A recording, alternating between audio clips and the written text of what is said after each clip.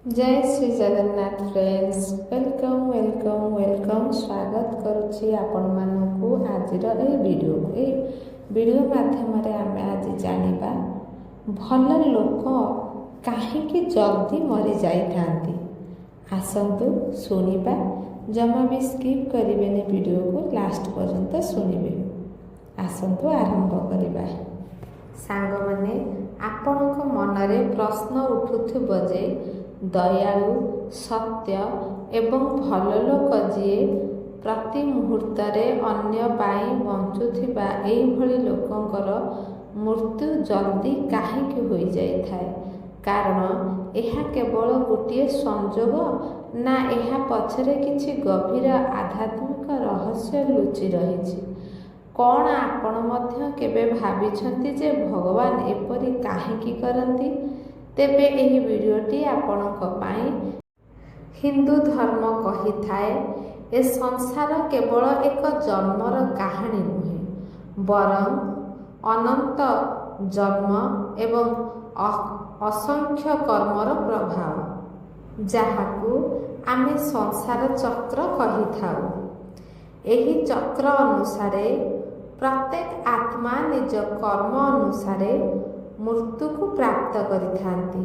आमे जहाकू भल ओ खराब बोली कहूथाउ, प्रकृतरे ताहा एही जन्मर कर्म उपरे आधारित होइथाए। किंतु आत्मार यात्रा एहा ठारू अधिक विशाल एवं गभीर होइथाए। आम हिंदू धर्म कही थाए जेतेबेले एही जन्मरे जड़े व्यक्ति भल ओ से तार पूर्व जन्मरे मध्य सेमिति की भल ओ श्रेष्ठ कारणरू एही जन्मरे तार जल्दी मृत्यु होउछि। कारण आत्मा निज पुण्य कारणरू ए संसारर बंधनरे अधिक समय बंधा होई न थाए। भगवान श्रीकृष्ण भागवत गीतारे कहिछंती, आत्मा केबे जन्म हुए नाही कि मरे नाही, केवल एहा शरीरर त्याग करिथाए।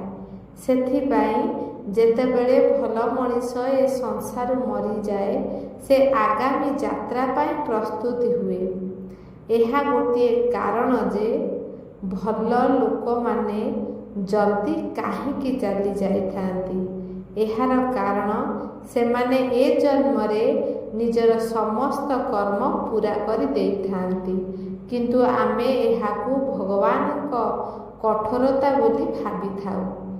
आमकू लागि थाए कि आम सहित अन्याय हेउछि, किंतु ईश्वर केबे अन्याय करंती नाही। जहा हेउछि ताहा आत्मार यात्रा, आत्मार कर्मफल तार आध्यात्मिक उन्नति अनुसार होइथाए। आउ गोटे सत्य हेउछि भल लोकंक जीवन शिक्षणीय होइथाए। जेबे सेमाने एही संसार रे रही थांती, सेतेबेले तांकर व्यवहार, तांकर प्रेम आख पाख लोकंक हृदय को छुई थाए। जेतेबेले सेमाने चाली जाती, सेमाने सर्वदा लोकंकर इतिहास रे स्मृति होई रही जाती। हिंदू धर्मशास्त्र कही थाए, किछि आत्मा ए धरित्री को केवल किछि विशेष उद्देश्य नहीं आसी थांती। सेमाने बेसी दिन रहिबा पाई नुहे, बरं एक दिव्य कार्य पाई आसी थांती।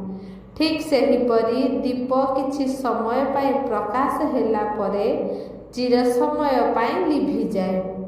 किछि लोक मध्य निज छोट जीवन रे एते दिव्य कर्मर किरण बिछाई थांती जे लोक माने ताकू वर्ष वर्ष धरी मने रखि थांती। सेथिपाई बोधे भल लोक जल्दी मरी जाई थांती।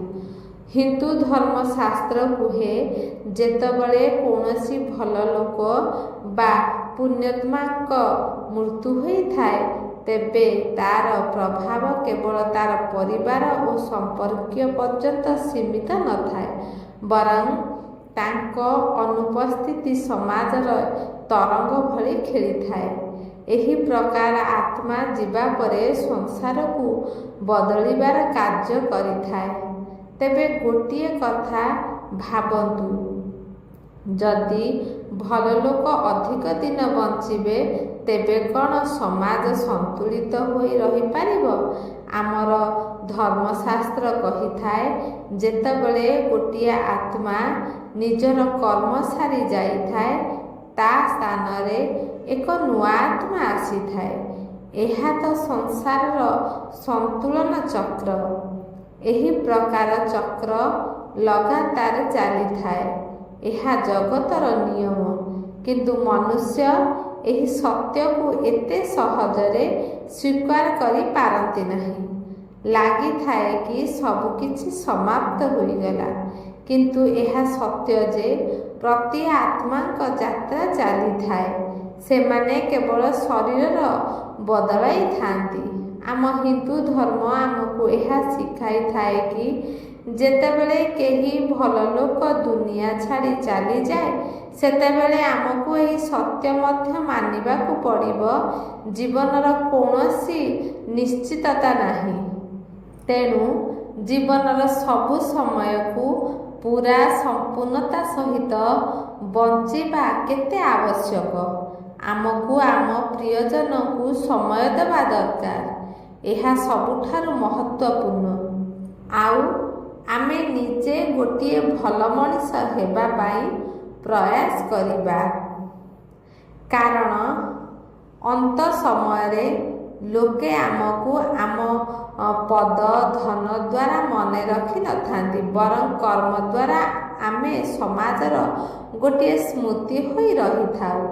ଆଉ ଏହି କର୍ମ ମଧ୍ୟ ଆମ ଆତ୍ମା ସହିତ ଆଗକୁ ବଢ଼ିଥାଏ। ଯଦି ଆପଣ ଭାବିବାକୁ ଲାଗିବେ ତେବେ ଜାଣିପାରିବେ ଯେ ଭଲ ଲୋକ କେବେ ମରନ୍ତିନି।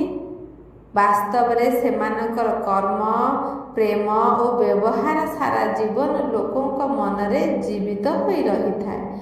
ଯଦି ଜୀବନ ଗୋଟିଏ କାହାଣୀ, ତେବେ ଏହି କାହାଣୀର ଶେଷ ଯାଏଁ ରୁହନ୍ତି ଆଉ କେହି ଅଧୁରା ଚାଲିଯାଆନ୍ତି। କିନ୍ତୁ କାହାଣୀର ସୁନ୍ଦରତା ସେହି ବ୍ୟକ୍ତି ଉପରେ ନିର୍ଭର କରେ ନାହିଁ ଯେ କିଏ କେତେ ସମୟ ପାଇଁ ଉପସ୍ଥିତ ଅଛି, ବରଂ ତୁମେ ନିଜ ଭିତରେ କେତେ ସତ୍ୟତା ଶିଖିଲ ତାହା ଗୁରୁତ୍ୱପୂର୍ଣ୍ଣ।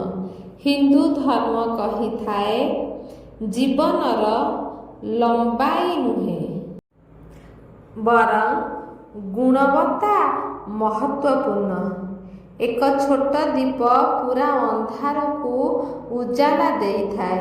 ଠିକ୍ ସେହିପରି ଅଳ୍ପ ବୟସର ଲୋକ ମଧ୍ୟ ଅନେକଙ୍କ ହୃଦୟର କିରଣ ଢାଳି ଦେଇ ଯାଆନ୍ତି। କେବେ କେବେ ଈଶ୍ୱର ସେହି ପୁଣ୍ୟାତ୍ମାଙ୍କ ମାନଙ୍କୁ ନିଜ ପାଖକୁ ଜଲ୍ଦି ନେଇଯାଇଥାନ୍ତି, ଯେଉଁଥିପାଇଁ ସେମାନଙ୍କୁ ଏହି ସଂସାରର କଠୋରତା ଭିତରେ ବେଶୀ ଦିନ ନ ରହିବା ପାଇଁ ପଡ଼ିବ। ସେଥିପାଇଁ ବୋଧେ ହୁଏ ଯେତେବେଳେ ଏହି ମନୁଷ୍ୟମାନେ ଯାଇଥାନ୍ତି ତେବେ ଗଭୀର ଆଘାତ ଲାଗିଥାଏ। କାରଣ ଆମେ କେବଳ ସେହି ବ୍ୟକ୍ତିଙ୍କୁ ହରାଇ ନାହୁଁ, ବରଂ ସେହି ପ୍ରେମ, ସେହି ସତ୍ୟତାକୁ ମଧ୍ୟ ହରାଇ ଦେଇଥାଉ।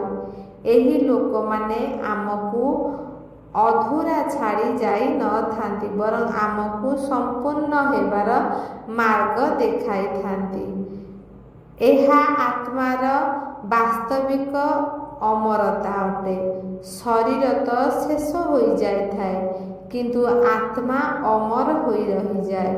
ଯଦି ଏବେ ମଧ୍ୟ ଆପଣଙ୍କ ମନରେ ପ୍ରଶ୍ନ ଉଠିବ ଯେ ଭଲ ଲୋକ ଜଲ୍ଦି କାହିଁକି ଚାଲିଯାଇଥାନ୍ତି, କାରଣ ସେମାନେ ନିଜ ଜୀବନର ସମସ୍ତ କାର୍ଯ୍ୟ ସମାପ୍ତ କରି ସାରିଲେଣି। ସେମାନେ ନିଜ କିରଣକୁ ପୁରା ଦୁନିଆରେ ବିଛେଇ ସାରିଲେଣି। ଯଦି ଆପଣ ଏହି କଥାକୁ ଭଲ ଭାବରେ ବୁଝି ସାରିଲେଣି, ତେବେ ସେହି ଲୋକଙ୍କ କିଛି ଦିବ୍ୟତା ଗୁଣ ଆପଣଙ୍କ ଭିତରକୁ ଆସିଗଲାଣି। ଭଲ ଲୋକ କାହିଁକି ଜଲ୍ଦି ଚାଲି ଯାଇଥାନ୍ତି?